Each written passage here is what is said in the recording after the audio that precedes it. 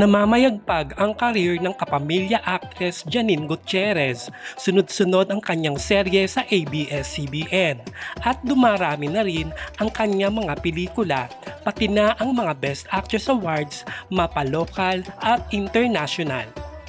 Sa isang interview ay sinabi dati ni Janine na gusto niya talagang gumawa ng magagandang pelikula at may katuturan, at natutupad naman ito.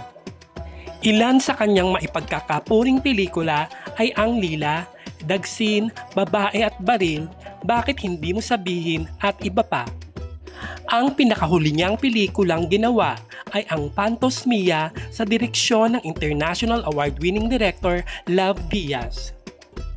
Ang pangarap ni Janine na rumampa sa mga prestigious international film festival ay natupad dahil sa pelikulang Pantos Mia nang magkaroon ito ng world premiere sa Venice International Film Festival noong Setyembre ng nakaraang taon. Sabi ni Janine, ang sarap pala ng feeling that everyone was looking at you. Super touching. I'm so grateful to everyone who did international film festivals before. I know Lovie Poe has been there, Mama Guy, Nora Honor, Tita Jane, Jacqueline Jose, and Andy Eigenman have done Cannes. Proud to be Filipino ang pakiramdam ko at that moment in Venice.